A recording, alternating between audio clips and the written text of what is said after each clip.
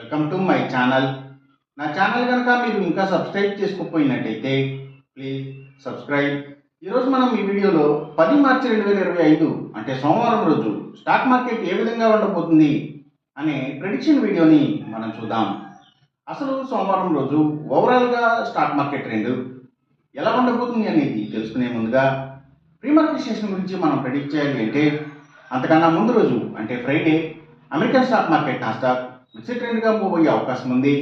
అందులో ఎక్కువగా పాజిటివ్గానే ట్రెండ్ అయ్యే అవకాశం ఉంది.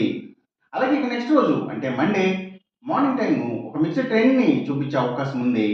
ఏషియన్ మార్కెట్స్ ఒక మిక్స్డ్ మూవ్మెంట్ని చూపించే అవకాశం ఉంది. సో అలాంటి మిక్స్డ్ ట్రెండ్ బిగినింగ్ మనకు దొరికిన తర్వాత మన మార్కెట్ ఓవరాల్ ట్రెండ్ మనం చూడాలి అంటే అది మిక్స్డ్ ట్రెండ్గా మూవ్ అయ్యే అవకాశం ఉంది. అందులో ఎక్కువగా నెగిటివ్గానే ట్రెండ్ అయ్యే అవకాశం ఉంది.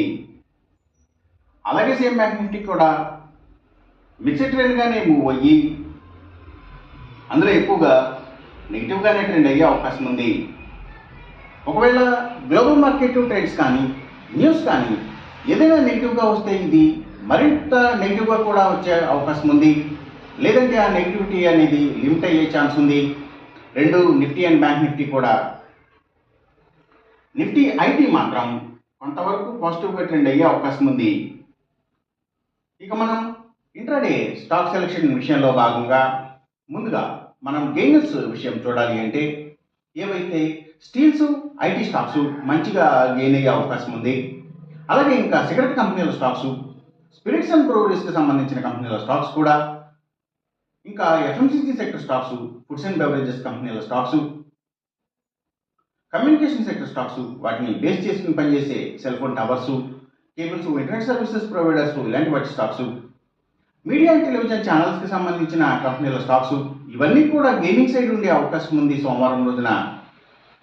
ఇక మనం ఇంట్రాడే లూజర్స్ విషయం చూడాలి అంటే ఏవైతే Nifty automobile sector stocks, power and ఎనర్జీకి సంబంధించిన అన్ని కంపెనీల stocks, tours and travels, logistics supplies ఇలాంటి వాటికి సంబంధించిన కంపెనీల స్టాక్స్, అలాగే సిమెంట్స్ కంపెనీల stocks, real estate sector stocks ప్రత్యేకించి ల్యాండ్స్తో డీల్ చేసే కంపెనీల స్టాక్స్, ఆయిల్ అండ్ న్యాచురల్ గ్యాసెస్కి సంబంధించిన కంపెనీల స్టాక్స్, పెట్రోకెమికల్స్కి సంబంధించిన కంపెనీల స్టాక్స్, ఇంపోర్ట్స్ అండ్ ఎక్స్పోర్ట్స్కి సంబంధించిన కంపెనీల stocks, pharma and chemicals stocks ఇవన్నీ కూడా ఎక్కువగా నెగిటివ్గా ట్రెండ్ అయ్యే అవకాశం ఉంది.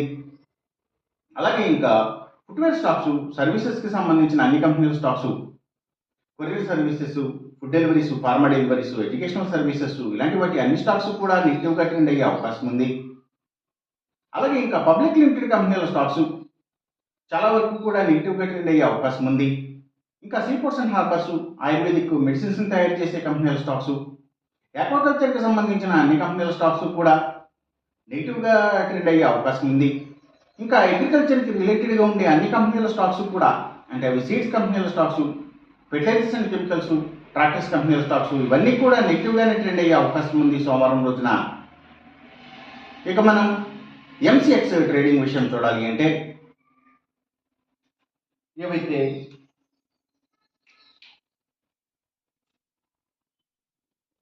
గోల్డ్ ప్రైసెస్, అలాగే సిల్వర్ ప్రైసెస్, ఇంకా crude oil and natural gases prices,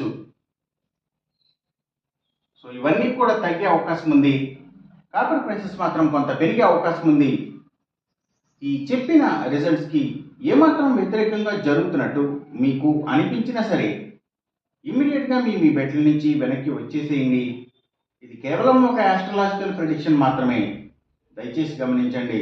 అలాగే ఈ వీడియో కనుక మీకు నచ్చినట్టయితే నా ఛానల్ని సబ్స్క్రైబ్ చేయండి, అందరికీ ఈ వీడియోని షేర్ చేయండి, లైక్ చేయండి. Thank you for watching.